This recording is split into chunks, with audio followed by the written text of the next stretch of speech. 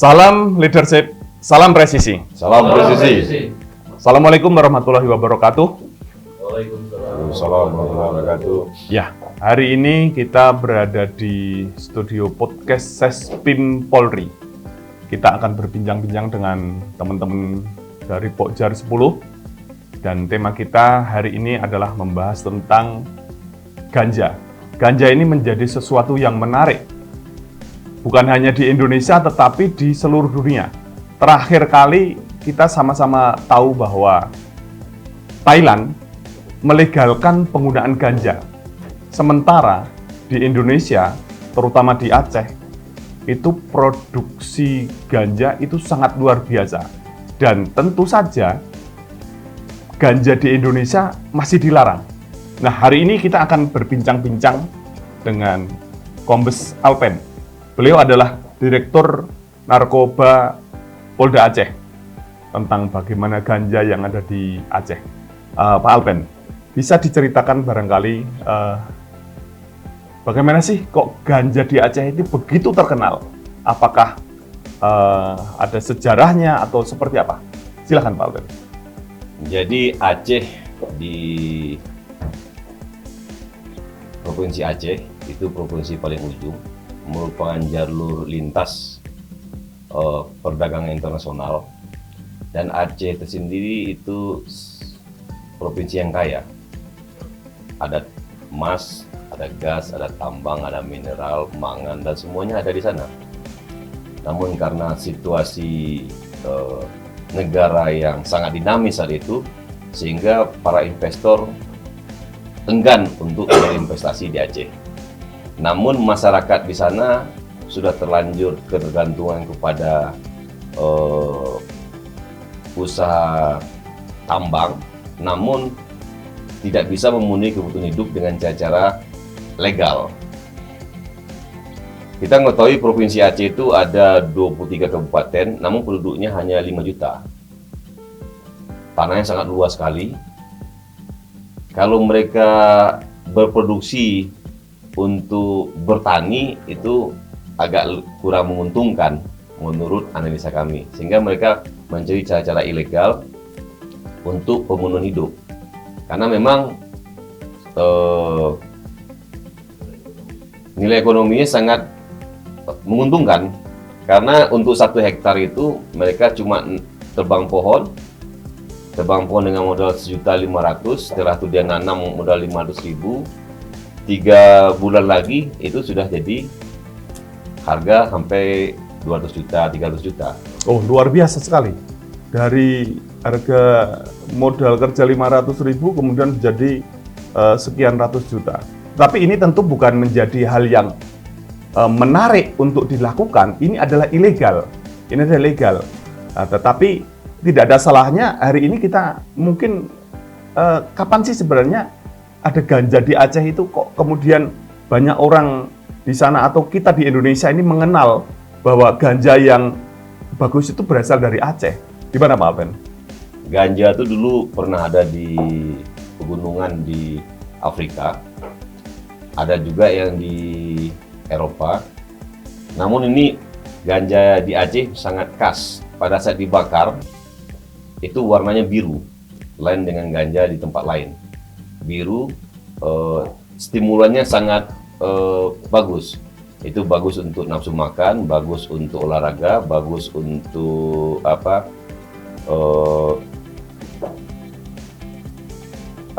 stimulan untuk melakukan hal-hal yang positif menurut mereka. Namun ini ganja tingkat ketergantungannya tidak begitu keras daripada sabu. Ya, tentu kalau kita berbicara seperti apa yang tadi disampaikan oleh Pak Alpen, mungkin justru akan membuat orang tertarik untuk bekerja di sektor ganja. Tetapi kan jelas ini ganja sudah dilarang oleh pemerintah Indonesia. Dan barangkali selaku Direktur Narkoba, Pak Alpen juga bisa bercerita, apa sih dampak negatif dari penggunaan ganja itu? Dampak ganja, kalau misalkan kita tidak tahu cara, ganja itu kan pertama ditebang.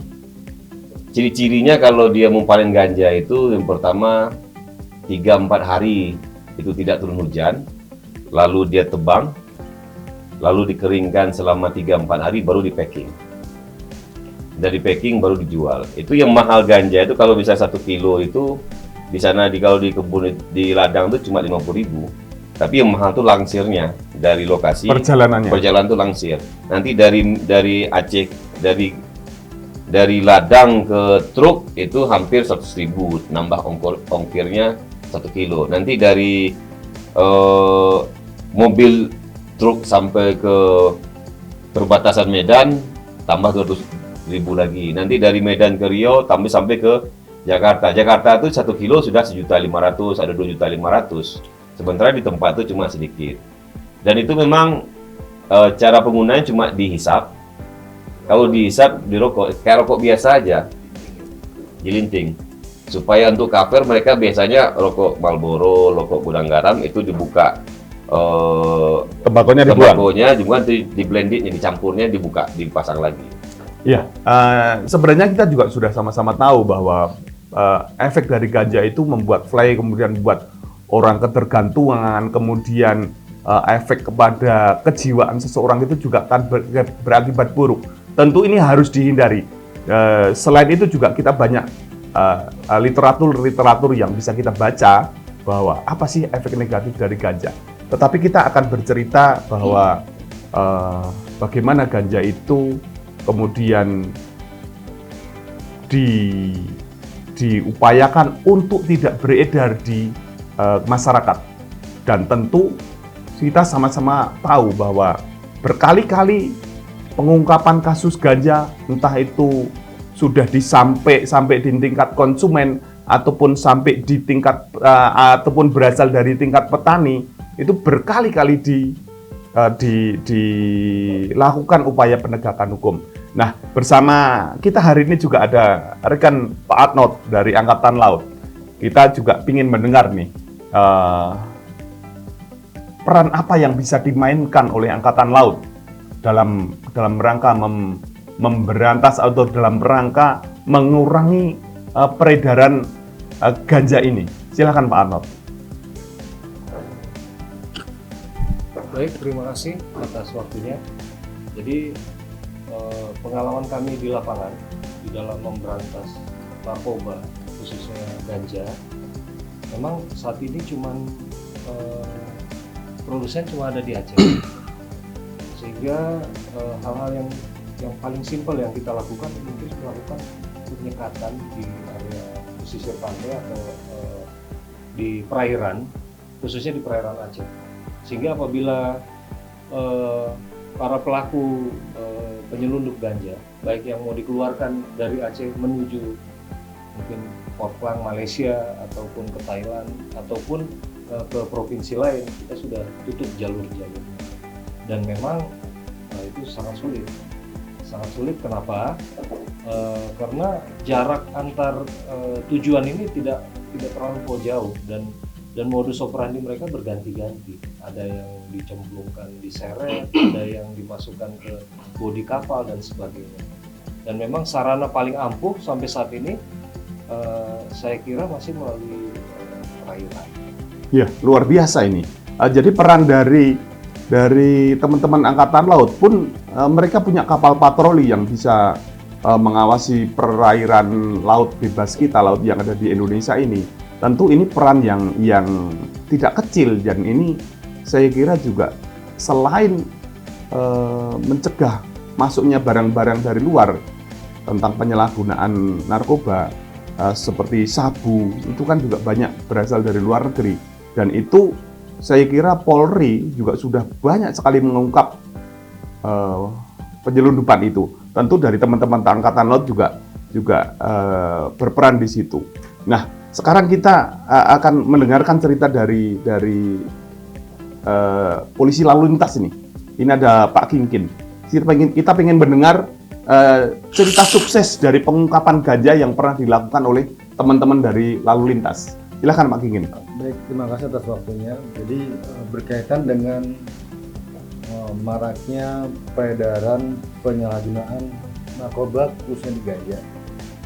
Kami yang di jajaran lalu lintas tentunya sudah melaksanakan beberapa kegiatan Yang pertama mulai dari kegiatan untuk lakukan pemeriksaan atau sweeping atau razia di jalan-jalan. Ini tentunya berkoordinasi dengan satpol terkait dan juga dengan jajaran Polda samping atau tetangga. Sehingga ganja yang sudah lolos, katakan lolos dari pelabuhan kemudian bisa melalui jalur darat atau lewat jalan, ini kita lakukan pemeriksaan, kemudian kita lakukan pengecekan. Seandainya memang ada atau ditemukan ganja, langsung kita limpahkan ke instansi yang berwenang atau satker yang berwenang, katakanlah dari narkoba atau Ditres Narkoba Polda. Terus kemudian juga itu yang pertama. Yang kedua, kita juga melaksanakan kegiatan preemptif, jadi kegiatan edukasi atau sosialisasi pada masyarakat, karena edukasi ini tidak hanya menyangkut masalah narkoba saja, tapi juga menyangkut masalah kenakalan remaja, terus kemudian masalah laka lantas. Ini kita sampaikan edukasi pada masyarakat dan di sini dengan peredaran narkoba, sehingga apa yang menjadi aset bangsa ini khususnya dari anak-anak kalangan usia dini ini bisa diselamatkan dengan kita memberikan edukasi kepada masyarakat, baik dari yang usia dini atau anak-anak, kemudian remaja sampai dengan dewasa.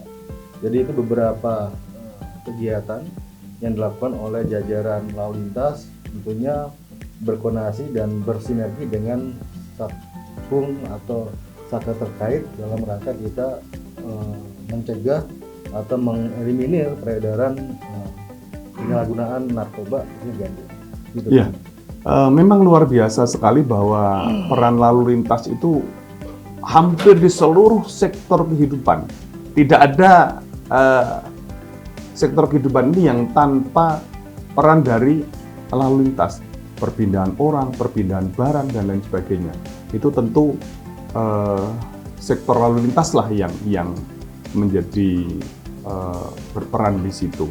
Dan tentu mungkin suatu saat akan ada, katakanlah misalnya dari peraturan lalu lintas atau undang-undang lalu lintas yang hal-hal yang berkaitan dengan penyalahgunaan kendaraan untuk perbuatan pidana bisa jadi menjadi terobosan hukum. Misalnya, kendaraannya dirampas untuk negara atau kendaraannya tidak boleh bergerak lagi. Nah, bisa jadi mungkin suatu saat bisa muncul seperti itu, Pak Ingin. Sangat bisa sekali. Ya, hari ini juga ada dari fungsi logistik. Kebetulan ada dua Serdik, Pak Munggaran dan Pak Denny. Ini dari fungsi logistik. Apa peran dari fungsi logistik terhadap dukungan kepada teman-teman dari Direktorat Narkoba untuk pengungkapan ataupun untuk mendukung supaya ganja ataupun dan kawan-kawannya itu tidak beredar ke masyarakat? Silakan, monggo. Baik, terima kasih pada host yang diberikan. Kami dari fungsi logistik, kebetulan kalau fungsi logistik secara tupoksi kita di pembinaan, jadi kita tidak terjun langsung dalam hal menangani permasalahan atau penanggulangan narkoba. Tapi sebagai fungsi pendukung, kami selalu ikut berperan aktif apabila ada rekan-rekan dari satker narkoba khususnya dari jajaran narkoba apabila akan melakukan kegiatan-kegiatan. Contohnya seperti yang sudah beberapa kali di Polda kami, ya, kami melaksanakan kegiatan untuk operasi pengungkapan maupun penangkapan terhadap pelaku-pelaku pengedar narkoba. Kita mendukung dari segi sarana dan prasarana, ya, baik dari kendaraan, kemudian juga senjata, peluru yang memang dibutuhkan pada saat melaksanakan kegiatan operasi. Selain itu juga dari logistik sendiri kita selalu meminta juga masukan dari rekan-rekan di unsur operasional apabila memang ada peralatan-peralatan khusus yang memang dibutuhkan untuk mendukung dalam kegiatan pengungkapan kasus.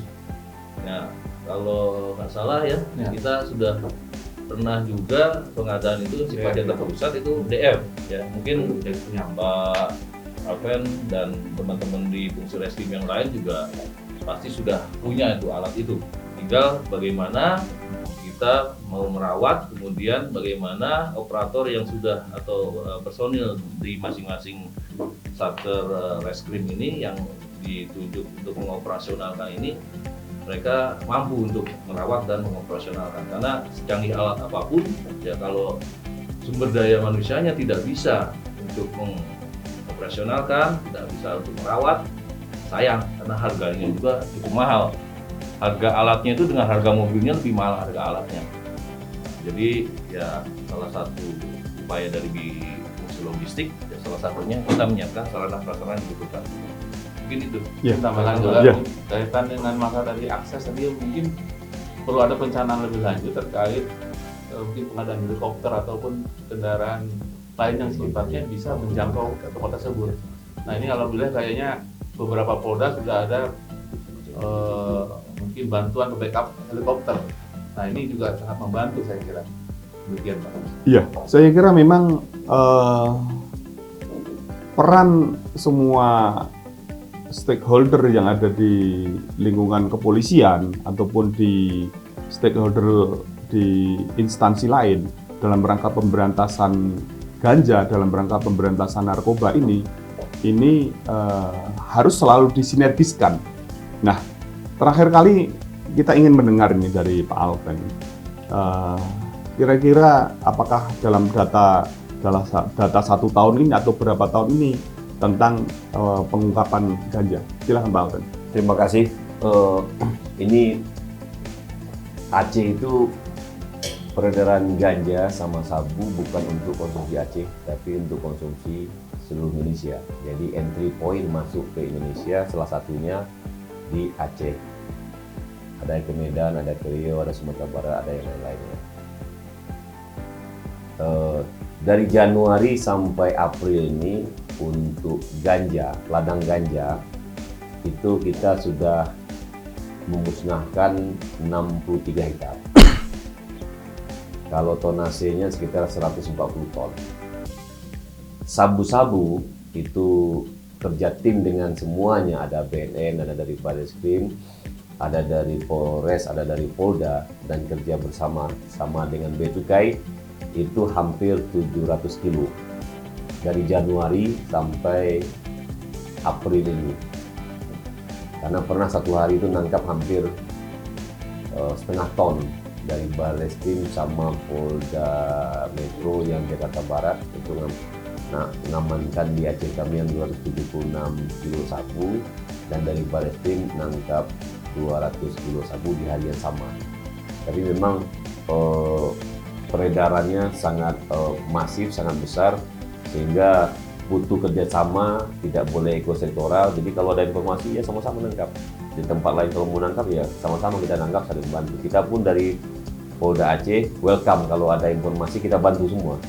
Yang penting generasi muda kita bisa selamatkan. Iya. Belajar dari apa yang disampaikan oleh Bapak Kasesbin bahwa kita dari lembaga ini kita mulai untuk menggencarkan anti narkoba. Untuk itu Pokjar 10 mengambil tema narkoba, terutama ganja pada hari ini, dan kita sudah sama-sama mendengar bahwa narkoba ganja itu tidak untuk dimanfaatkan, tapi jelas itu sudah dilarang oleh pemerintah, dan efek buruk pun dari ganja, dari narkoba itu sudah sama-sama kita ketahui. Untuk itu, mari jauhi narkoba, ya, mari jauhi narkoba. Jangan sekali-kali menggunakan narkoba, apalagi sampai mengedar. Jangan sampai menjadi pengedar narkoba. Saya kira hari ini Pokjar 10 selesai melaksanakan podcast Terima kasih. Salam presisi, salam leadership. Salam leadership.